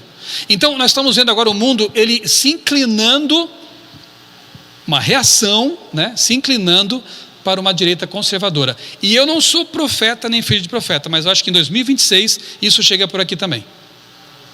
Não sei quem vai ser. Mas é possível que nós vejamos, porque aqui sempre acontece com um delay de uns 2, 3 anos em relação aos Estados Unidos, né? É possível que aqui nós tenhamos também uma guinada para a direita. É só a esquerda continuar estragando muita coisa que vai haver um clamor de novo. Nós queremos colocar as coisas nos eixos, só que esses eixos são também perigosos. Quando há uma mistura entre política e religião, como nós vimos no espírito messiânico nessas últimas eleições, a coisa é perigosa. Não é saudável. A nossa igreja sempre defendeu separação entre Estado e igreja. Governante é para governar o mundo civil. Religião é para as coisas de Deus. Jesus disse muito claramente: meu reino não é deste mundo. Dai a César o que é de César e a Deus o que é de Deus. Mas tem gente querendo dar, né, as duas coisas para o César e as duas coisas para Deus. Não funciona. Nós não apoiamos esse tipo de ideologia. Olha só que interessante. Gazeta do Povo é um jornal mais alinhado à direita, trouxe uma matéria interessante. Em 2023, conservadores atingem maior número entre os americanos em uma década. Tanto é que elegeram Trump. Venceu no colégio eleitoral e no voto popular, que é uma coisa incrível, interessante, né? Tem grande apoio. Então aqui, já em 2023, alguns analistas percebendo essa guinada. Olha só o gráfico aqui, ó. Nesse gráfico, você vê lá em azul, percentual de conservadores ou muito conservadores. No gráfico vermelho, percentual de progressistas ou muito progressistas, mais ligados à esquerda. Do ano 2000 até ali 2020, 2021, os progressistas de esquerda estavam em ascensão. Eram maioria. E os conservadores em linha descendente. Mas chega ali 2022, 2021, começa a haver uma mudança, uma inversão no gráfico. Você percebeu? Os conservadores começam a crescer. Começa a haver uma predominância de conservadores lá nos Estados Unidos. Mesmo fenômeno a gente observa no meio do catolicismo. Olha que interessante. Ali no caso, o que está em vermelho são os conservadores, tá? E o que está em azul são os progressistas. Você percebe que ali no pontificado de Paulo VI, João Paulo II, Bento XVI, ainda havia um número razoável de progressistas. Eu fui dessa linha católica, eu fui da teologia da libertação, que é uma teologia bem marxista, né, católica. era assim, bastante gente que professava isso, especialmente entre os padres e seminaristas. Mas olha o que acontece aqui, ó, quando chega Bento XVI, Francisco, por mais que ele seja um padre progressista, um papa progressista, começa a haver um declínio dos progressistas e um crescimento dos conservadores entre o catolicismo. O mesmo fenômeno que está acontecendo na sociedade em geral está acontecendo dentro do clero católico. Um alinhamento interessante aí, né? Eu imagino que esse papa, não sei se vai acontecer isso, mas enfim, né? Que vai acontecer isso, vai, né? Vai morrer, lógico, já está bem idoso. Eu imagino que vai ser eleito um papa conservador. É um grande interesse do Trump, inclusive, que seja assim. Aí você vai ver a Igreja Católica e os Estados Unidos de novo alinhados, né? Enfim, aguardemos, né? As igrejas que abraçaram esse conservadorismo religioso estão perdendo membros. Olha aí, a anglicana americana veio com essa pauta do todes, LGBT, não sei o que, perderam membros. As pessoas não querem isso na igreja. A sociedade aparentemente é conservadora ainda, no Brasil, nos Estados Unidos, né? E quando vem essas pautas que não são bíblicas e são extremas, né? Elas começam a ficar descontentes com isso e vão buscar as igrejas conservadoras. Interessante, não? E mais, né? Especialmente no Brasil, é triste constatar isso, né? Como as igrejas, não estou dizendo todas, né? Obviamente, mas como muitas igrejas evangélicas viraram uma bagunça. Teologia da prosperidade é uma heresia. Dinheiro, dinheiro, dinheiro, prosperidade, né? Cultos que mais parecem sessões espiritualistas, com gente rodopiando, passa o paletó. Um paletó, as pessoas caem. Não dá. Eu, como católico, jamais pisaria numa igreja dessa. Com 2 neurônios você não consegue seguir um caminho desse, né? Mas tem muita gente que quer ou dinheiro, ou só pensa em cura, ou quer festa, ou é um sincero enganado mesmo, né? Tem muita gente assim. Mas pessoas que pensam que querem algo mais sério não vão para aí, estão buscando outros caminhos. E aqui é que nós vemos então a guinada do Egito para a Babilônia, onde as pessoas estão buscando uma resposta. Qual é a religião que na ótica delas é histórica, tem séculos e milênios de história e que aparentemente é séria? Católica tradicional. Olavo de Carvalho, já falecido, né? Um grande influenciador aí, especialmente do pessoal mais à direita, ele já dizia o seguinte, olha aqui: a Igreja Católica é a única força que poderia, no meio disso tudo, restaurar o mínimo de equilíbrio e unidade.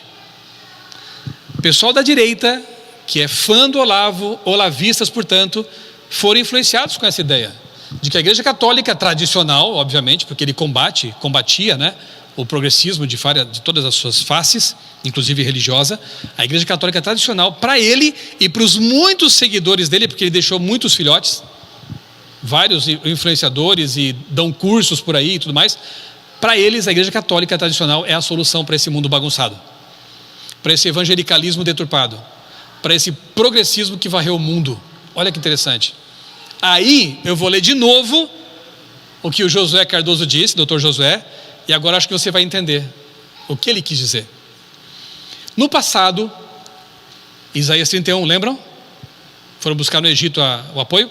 No passado, Israel errou em buscar no Egito o socorro contra a Babilônia. Agora, hoje, muitos do Israel moderno estão buscando em Babilônia espiritual o socorro contra o Egito espiritual. Entendeu agora? Muita gente que ficou chocada com o Egito espiritual, cultura woke, o ateísmo, filhotes da Revolução Francesa, muita gente que não suportou mais isso, foi correndo para onde?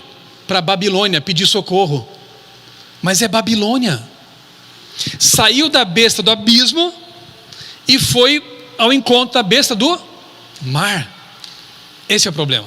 Olha aí, quantos canais, influenciadores. Gente, eu nunca imaginei que nós teríamos que de novo, em algum momento, trabalhar com apologética, no sentido de mostrar que não, Maria, por mais que tenha que ser respeitada como mãe de Jesus, não é a mãe de Deus. não foi levada para o céu sem pecado, que o purgatório é uma aberração teológica e que outras coisas mais não funcionam, não são bíblicas. Tem canais que têm milhões de seguidores defendendo essas coisas, inclusive com o apoio da Brasil Paralelo. Mas tem tanto documentário legal? Tem coisa interessante, mas não se esqueça, eles defendem o catolicismo medieval, tradicional. Então tem muita gente falando disso, né? Olha aí, a revista Oeste, né, quando o Trump foi eleito, a capa, a fé voltou. A ressurreição do catolicismo nos Estados Unidos influenciou as eleições de 2024, eu não duvido disso. Ajudou a reeleger Donald Trump e agora começa a derrotar a cultura woke. Olha o pêndulo saindo daqui e vindo para cá. A fé voltou. Que fé? Que tipo de fé? Né? Babilônica? Olha aí, ex-protestantes, hoje influenciadores católicos, como é o caso desses dois aí, falando abertamente sobre questões teológicas, sobre a Bíblia, sobre dogmas católicos, levando multidões de pessoas a acreditar em tudo isso. Por isso que em abril, repito, Leandro Quadros, eu, o Mateus Amaral, nós vamos fazer essa programação em São José dos Campos, para mostrar que fenômeno é esse, por que isso está acontecendo, e como nós podemos enfrentar isso, no bom sentido. Como podemos enfrentar isso? Deixa eu dizer para vocês aqui. Isso me entristece, porque tem muita gente boa indo para lá. Tem muita gente que não aguenta mais a cultura woke, tem muita gente que não aguenta mais teologia da prosperidade, tem muita gente que não aguenta mais essas igrejas evangélicas doidas, e eles querem algo sério para eles, mas não estão encontrando quem no caminho? Os adventistas. Era momento de nós estarmos brilhando, falando, pregando, testemunhando com coerência, com equilíbrio, para que essas pessoas pudessem encontrar pelo caminho os adventistas e pensar assim: é isso que eu quero. Foi isso que eu encontrei lá nos anos 90, quando a teologia da libertação não me libertou, quando o darwinismo estava me fazendo pensar que eu era apenas um animal racional, quando eu pensava que o universo tinha surgido, mas não fazia sentido tudo isso. Onde eu encontrei estabilidade mental? Onde eu encontrei respostas? Na Bíblia, como me foi apresentada por um jovem adventista, estudioso da palavra, missionário, lá no ensino médio. Ele me mostrou na palavra o caminho excelente, que é a palavra. E aí as coisas fizeram sentido para mim. Eu queria que todos pudessem passar por essa experiência. Mas tem muita gente que está passando pela escola, pela faculdade, e encontrando adventistas, calados. Ou pior, né? Vivendo em não conformidade com a fé que professa. E aí estão buscando, tateando, e de repente encontram aquilo que parece ser a solução. Uma igreja milenar, uma igreja tradicional, uma igreja que é contra o aborto, uma igreja que é a favor da família. Nós também somos. Uma igreja que defende pautas conservadoras, mas que traz também ali o vinho adulterado de Babilônia. Nós temos que falar mais, nós temos que aparecer mais, nós temos que pregar mais, temos que viver mais o que nós cremos, para que as pessoas encontrem esse caminho, encontrem a palavra de Deus como resposta. Tem um canal de um menino, ele não é adventista, ele é evangélico, mas eu recomendo. É o Lucas Banzoli. Até estou programando fazer umas lives com ele. Ele é evangélico, mas escreveu um livro de quase 1000 páginas sobre a mortalidade da alma. É um livraço. Na Bíblia ele descobriu que a alma é mortal, como nós cremos, que a alma é pessoa. Olha como tem gente sincera nesse mundo. E ele defende. Aí ele fala sobre a patrística, sobre os dogmas católicos. É um menino, eu não sei quantos anos tem, ele é bem novo, mas ele está batendo de frente com bispos, com padres por aí, e assim, bem preparado. Estudou a patrística assim de ponta a ponta. A patrística são os escritos dos discípulos dos discípulos, os líderes da igreja lá na igreja primitiva. A igreja católica sequestrou para ela, dizendo que a patrística é nossa, a patrística fala do purgatório, fala disso, não fala nada. Na verdade, se você estudar a fundo a patrística, você vê como ela é o cristianismo bíblico, né? Claro que depois de algum tempo começa a haver distorções que vão se acumulando e chega até a igreja medieval com toda aquela bagunça que virou, né? Mas lá nos primórdios, século I e II, você vê como a mensagem era pura. Igreja de Éfeso, igreja de Esmirna, puras. Então esse canal é interessante porque ele confronta essas ideias, esses canais de ex-protestantes, né? É interessante isso aí. Irmãos, se alguém perguntasse a você, por que você não crê que Maria foi levada para o céu sem pecado? Você sabe responder biblicamente? Por que Maria não pode ser uma intercessora? Se alguém perguntasse para você, aqui tem um vídeo no canal do pastor Eleazar Domini, né, o Fala Sério Pastor, que tem bem interessante. Maria foi assunta ao céu, esse dogma tem apoio da Bíblia, e ele responde lá no vídeo bem didaticamente. Se alguém perguntasse, e o purgatório? Por que vocês não creem? Não tem um texto na Bíblia que fala assim, que não vai poder pagar nem aqui nem na vida vindoura? Não quer dizer que isso é o purgatório? São 2, 3 textos assim que eles distorcem bastante para tentar provar isso aí. Você sabe explicar esses textos de acordo com a palavra de Deus? Temos que saber. Chegou um tempo de que nós temos que saber, né? Apócrifos. Por que a sua Bíblia protestante tem livros a menos? Não, a sua tem a mais. Como assim tem a mais? Como é que você me prova isso? Você sabe provar? Vá no meu canal e coloque a palavrinha apócrifo no buscador. Tem um vídeo meu lá explicando isso, tá? Quem tem razão, católicos ou protestantes? Chegou o tempo em que nós teremos que saber responder isso aí. Por que os apócrifos não podem ser tidos como livros inspirados por Deus?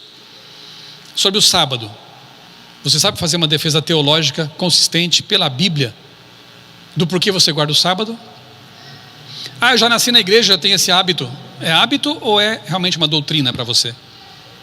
Como é que você vai usar o Antigo Testamento e o Novo Testamento, especialmente, para demonstrar que o sábado permanece e vai permanecer até a eternidade? Chegou o tempo de você estar preparado. Chegou o tempo de você levar a sério o que diz 1 Pedro 3,15. Estejam prontos, preparados para dar a razão da esperança que vocês têm, mas façam isso com mansidão. Pedro fala isso para nós. E como é que eu posso estar pronto para dar a razão da minha fé? Estudando todo dia a Bíblia, com oração, com seriedade, vindo à igreja, pedindo para os pregadores pregarem mais a Bíblia e menos ideias humanas, pedindo uma reforma do nosso púlpito, mais sermões expositivos, mais sermões bíblicos e menos ideias humanas. A igreja é um local de adorar a Deus e aprender da palavra, para a gente sair daqui preparados, sair do saleiro para salgar o mundo. É isso. Primado de Pedro, mas o Pedro foi o primeiro papa, não foi? Sobre esta pedra edificarei a minha igreja. Será que é a pedra Pedro, pedregulho? Ou era outra pedra? Como explicar isso para um irmão católico? Com mansidão, com respeito. Isso, são os nossos desafios, né? Irmãos, eu vou encerrar aqui em poucos minutos falando sobre isso aqui, Daniel 11. Porque tem um texto de Ellen White, Eventos Finais, em que ela diz assim, o tempo de angústia que há de aumentar até o fim está muito próximo. Não temos tempo a perder. O mundo está agitado com o espírito de guerra. Tá ou não está? As profecias do capítulo 11 de Daniel quase atingiram o seu cumprimento final. Opa, então a coisa é séria. Abra em Daniel 11, por favor. Daniel 11, e aí faremos uma ponte final aqui. Eu vou fazer isso bem resumidamente. Exigiria outra tarde para a gente estudar Daniel 11. Fazer uma ponte com Apocalipse 13 e com tudo que falamos até agora. Daniel capítulo 11, os últimos versos desse capítulo são atualmente um desafio para os teólogos adventistas. Tem muita gente aí... é? Deus o sabe. Estamos nas mãos de Deus, que se a gente pode voltar, sim, a gente eventualmente pode voltar sim e tratarmos de outros temas, né? Mas eu acho que eu vou conseguir aqui em alguns minutos. A minha proposta era a gente terminar até às 6, eu acho que vamos conseguir. Daniel 11. Eu vou já fazer aqui um esquema para vocês na tela de como é que funciona esse capítulo, tá? Olha aqui na tela, depois a gente vai ler aqui os últimos versos. Se a gente fosse dividir assim esquematicamente o Daniel 11, organizar esquematicamente, temos assim uma introdução, que é o verso 1, que deixa muito claro o que está acontecendo aqui, essa visão na Medo-Pérsia. Daniel então não está mais em Babilônia, porque a Babilônia passou, caiu, o bode, né? A cabeça de ouro, né? Passou, enfim, e os animais que correspondem à cabeça de ouro também passaram. Agora é Medo-Pérsia, certo? É o tempo do carneiro, não o bode, o carneiro, 2 chifres, Medo-Pérsia. Aí temos a parte 1 ali, que é o conflito greco-romano, greco-pérsico. São as guerras entre Grécia e Pérsia, versos 2 ao 4. Depois, no item 2, é a parte que tem que ver com o conflito entre norte e sul. Aí começa a ficar enigmático, porque é rei do norte e rei do sul, rei do norte e rei do sul. Sul, Egito, sempre, tá? Norte, aí tem lá os Seleucidas, mas depois a identificação é mais com Babilônia, norte, já vou dizer por quê. E os últimos versos, que são os mais enigmáticos, 40 a 45, falam do tempo do fim. Nós podemos fazer paralelos com Daniel 7, Daniel 8, Daniel 9, tem a mesma estrutura, né? Começa lá com os impérios, o tempo de Daniel, vai avançando até o tempo do fim. Quando chega no 11 não é diferente, nós temos já base para entender que é assim. Vamos ler aqui os versos 40 a 45, só, depois você lê em casa o capítulo todo. Vamos lá, 40 a 45, diz assim: no tempo do fim, o rei do sul lutará contra ele, e o rei do norte arremeterá contra ele, com carros de guerra, cavaleiros e com muitos navios, e entrará nas suas terras, e as inundará e passará. Entrará também na terra gloriosa, que é Jerusalém. Por favor, entenda uma coisa: se é tempo do fim, não é mais Jerusalém literal, tá? É uma coisa também assim bem triste, né? Ver que muitos cristãos hoje acham que Israel é o povo de Israel da Bíblia. Não é, é um estado, é um país. Deus os ama? Sim, ama, como também nos ama, e ama outros também, né? Aqui, quando fala de Jerusalém, não é mais Jerusalém literal. Se é tempo do fim, é a Israel espiritual, que envolve, claro, povos e multidões e nações que são filhos de Deus, mas basicamente é a igreja cristã, tá? Então, quando você lê aqui Jerusalém ou Monte Santo, entenda como sendo o Israel espiritual. É tempo do fim, não é o tempo de Israel literal. Ok, então, verso 41, entrará também na terra gloriosa, e muitos sucumbirão, mas Edom aqui tem que ver com Esaú, né? Esaú. E Moabe, fala de apostasia, os moabitas, né? Edom e Moabe, e as primícias dos filhos de Amon escaparão do seu poder. Estenderá a sua mão contra as terras, e nem mesmo a terra do Egito escapará. Egito é ateísmo, então o ateísmo vai sucumbir. O mundo deixará de ser ateu. Nunca foi, na verdade, mas eles estão em decadência. O mundo se torna cada vez mais religioso. Tomará posse dos tesouros de ouro e prata e de todas as coisas preciosas do Egito. E os líbios, ele pode ter a ver com animismo, culto aos mortos, né? África ali, líbios, e etíopes o seguirão. Mas será perturbado por rumores vindos do Oriente e do Norte, e sairá com grande furor para destruir e exterminar muitos.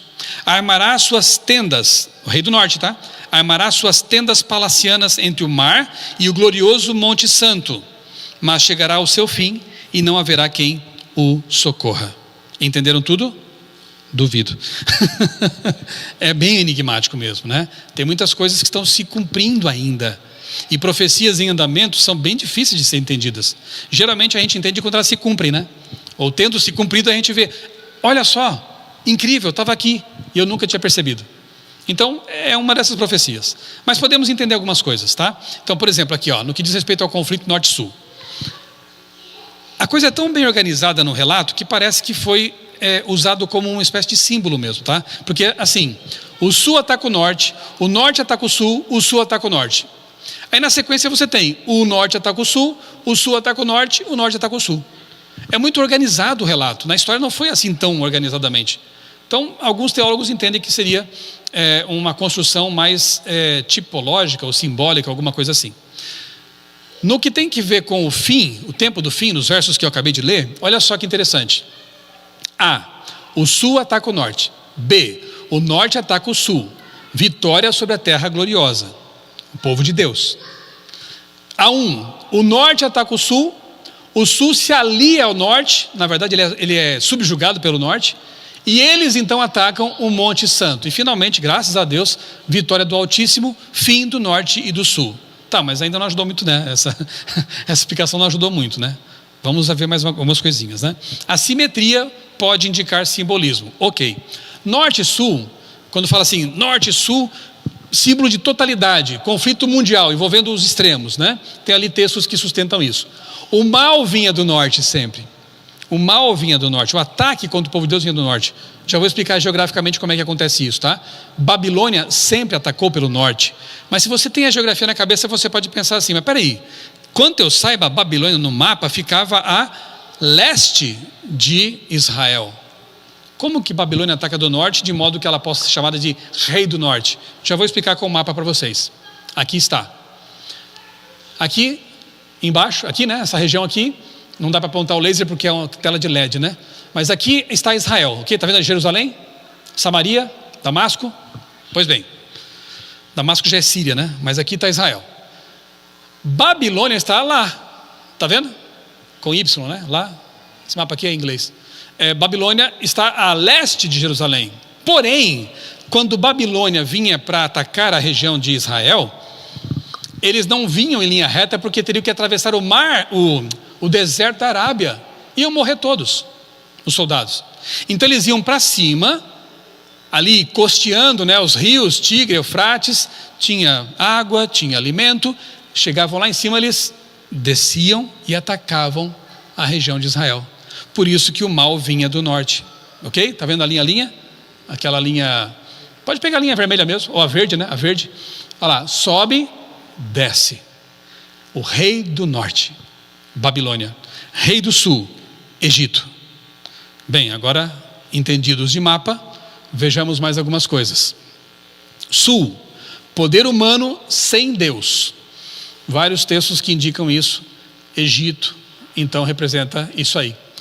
Paralelismos, para a gente não errar, entre Daniel 8 e 11. Olha lá, no Daniel 8, o texto, versos 3 e 4, falam da Pérsia. Daniel 11 também fala da Pérsia, verso 2. Daniel 8, versos 5 a 8, Grécia. Daniel 11, 3 e 4, Grécia. Daniel 8, versos 8 e 9, Roma. Daniel 11, verso 4, Roma. Daniel 8, versos 9 a 12, Ponta Pequena. Aí, no capítulo 11, a Ponta Pequena já é expandida para representar o conflito norte e sul. Tempo do fim, Daniel 8, nos versos 13, 14, 17 e 25. No Daniel 11, o tempo do fim está nos versos que eu li agora há pouco, 40 a 45. Por que é importante ver o paralelo? Para a gente não errar, não ficar viajando nas coisas. Tem um paralelismo. Então, a culminação do capítulo 11 é o tempo do fim, aqui nos versos 40 e 45. Tanto é assim que o 12 começa desse jeito, ó. Nesse tempo se levantará Miguel para defender o povo de Deus. Que tempo? No tempo do fim.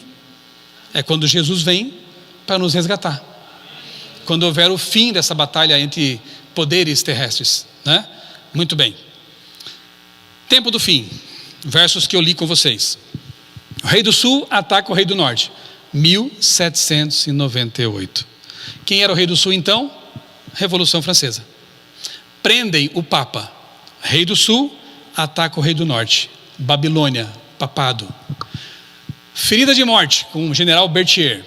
Besta do abismo, evolucionismo, marxismo, comunismo, progressismo, todo tipo de ideologia que nega Deus. Rei do sul / besta do abismo. Eu vejo esse paralelo. Para mim e para outros teólogos, rei do sul é igual besta do abismo.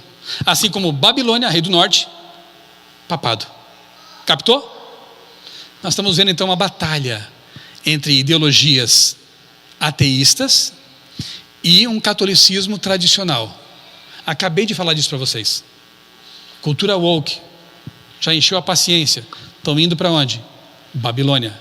Chega o momento que o rei do norte, Babilônia, papado, vence o rei do sul. Tem muita gente fugindo do Egito e indo para Babilônia, né? Rei do norte entra na terra gloriosa e muitos sucumbem. Isso é triste. Por quê? Rei do norte aqui, quem é mesmo? Quem é mesmo? Roma, igreja conservadora, papado. Quem é a terra gloriosa? Hoje, Israel espiritual, a igreja. Então, se o rei do norte entra na terra gloriosa, quer dizer que está influenciando muita gente que pertence ao Israel espiritual. E tem. A internet está aí fazendo isso. Tá? Está entrando na terra gloriosa. Cuidado. Rumores do norte. O Israel espiritual. Aqui é interessante. Por quê?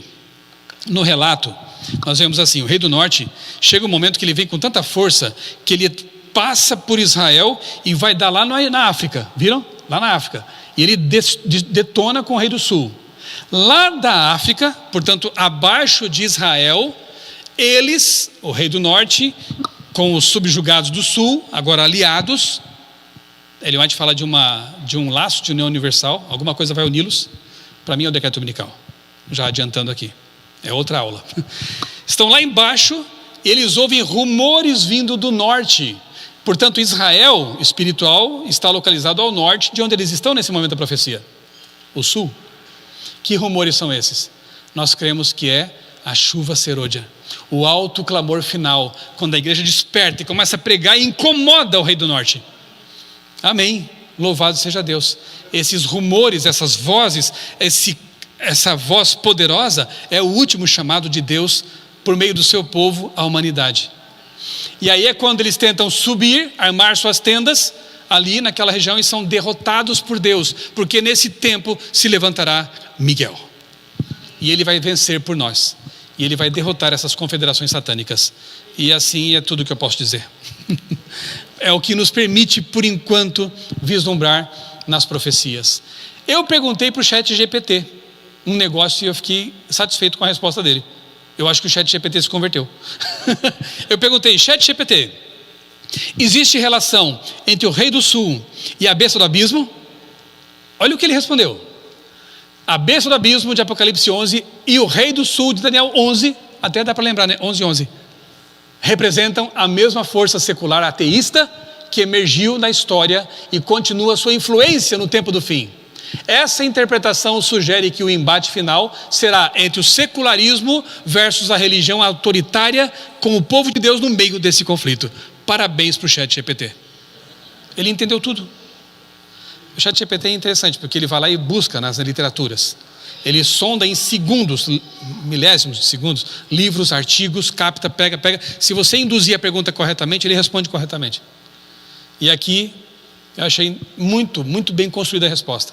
O povo de Deus está no meio desse embate, entre forças ateístas, progressistas, anti-Deus e uma religião conservadora que é alinhada realmente ali com aqueles símbolos, né, de ponta pequena, besta do mar e rei do norte. Estamos no meio de tudo isso aí. Para onde vamos? A quem vamos recorrer? Vamos pedir ajuda para quem? Eu quero encerrar com um verso, não poderia ser outro. Elevo os meus olhos para os montes. De onde me virá o socorro? Do Egito, de Babilônia, da direita, da esquerda, do Lula, do Bolsonaro? Não, o meu socorro vem do Senhor que fez o céu e a terra. Amém? De lá vem o nosso socorro, do alto. Não vem da esquerda, não vem da direita. O nosso socorro vem de Deus, unicamente. Então, irmãos, sejamos prudentes. No afã de fugir da besta do abismo, do Egito, não caiamos nos enganos açucarados da religião babilônica, de uma contrafação que no Apocalipse é tão claramente desmascarada. Tem um cálice de um vinho que embebeda as nações. Muita gente está bebendo desse cálice, enquanto Deus quer que a verdade clareie nossos pensamentos, nos dê uma esperança real e aponte para a Nova Jerusalém. É para lá que nós vamos. Deus nos dê sabedoria, irmãos, para tornar tudo isso claro para as pessoas. Estejamos prontos, né, para dar a razão da nossa fé, com mansidão, com respeito, com amor, mas falemos. Se as coisas ficaram um pouquinho nebulosas aqui nessa tarde para você, é um convite para você estudar. Estude, abra a Bíblia, leia bons livros, para entender claramente o momento que estamos vivendo e o compromisso que nós temos diante de Deus nesse mundo que caminha para o seu fim. Deus nos ajude a fugir do Egito, a fugir de Babilônia, para os braços de Jesus. Amém. Eu vou fazer diferente, vou pedir que a minha esposa venha aqui. Vem aqui então para ela fazer a oração final. A minha esposa é uma mulher de oração, uma mulher de Deus. Eu louvo a Deus pela vida dela. No canal do Michelson tem algumas palestras. Tem alguns sermões da Débora lá no meu canal também. Se você colocar no meu canal Débora Borges, você encontra ela lá. Enquanto ela vem até aqui, me pediram para comentar rapidamente aqui uma pergunta que veio no chat da igreja. Que é, eu acho que eu já respondi até na verdade com a palestra, né? Mas enfim. Qual é a importância de um Estado professar uma crença em Deus? Afinal, Cristo veio para salvar seres humanos pecadores e não instituições de Estado. Isto aí mais parece uma forma de defender um certo fundamentalismo teocrático, que não aceita a ideia de um Estado laico e vive o tempo todo conspirando para subverter o pouco de laicidade que nos resta. Concordo, né? É isso mesmo. Nós nunca, historicamente, o Adventismo defendeu um Estado religioso. Nós sempre fomos pela laicidade do Estado. Não quer dizer um Estado ateu também, mas é um Estado que não interfere em assuntos religiosos, nem privilegia uma religião em detrimento de outras. Então, não dá certo. Se o Estado começa a ser um Estado religioso, um Estado teocrático, realmente as coisas vão desandar e minorias vão ser prejudicadas, né? Vai chegar o momento que nós vamos sim sofrer porque defendemos o sábado, por exemplo, né, como dia de repouso. Especialmente isso que vai ser o ponto final de controvérsia. E isso vai ser complicado para nós, por quê? Porque o Estado vai estar unido numa mesma direção, com as igrejas. Então, eu concordo com esse comentário dessa pessoa, não sei o nome dela, acho que não veio aqui, mas é por aí mesmo.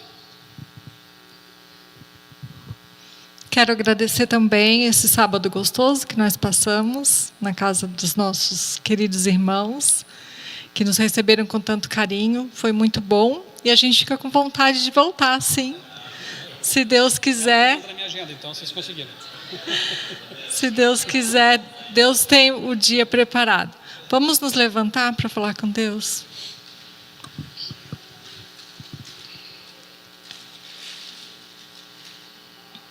Senhor querido, nosso Deus Todo-Poderoso, nosso Criador, nós te agradecemos porque o Senhor, mesmo sendo tão grande, o Senhor se importou, o Senhor se preocupou de mostrar a tua verdade, de mostrar profecias, para que nós pudéssemos saber o que vai acontecer, para que nós pudéssemos nos preparar, pudéssemos estar seguros para que quando isso tudo começar a acontecer, como nós já estamos vendo, que nós não fiquemos desesperados, como se o Senhor tivesse perdido o controle da história, porque nós sabemos que tudo foi profetizado e que nada acontece sem a tua permissão.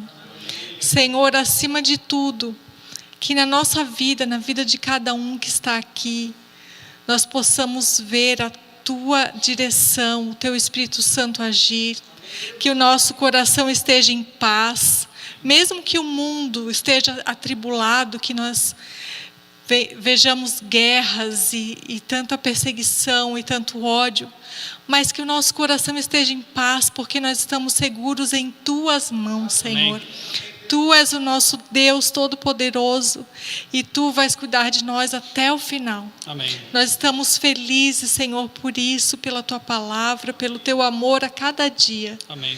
Senhor, obrigada por tudo. Abençoa cada um que está aqui hoje, que a verdade, Senhor, nos motive a falar, a pregar, a trazer pessoas à igreja, a mostrar o teu amor àquelas pessoas que estão sofrendo, que estão sendo vítimas de tantas crenças erradas, que nós possamos, Senhor, ser motivados pelo teu amor, para levar essa paz que nós sentimos para essas pessoas também. Amém. Em nome de Jesus, nós te agradecemos de todo o coração e pedimos que o Senhor abençoe essa semana que vai começar daqui a pouco. Amém. Amém.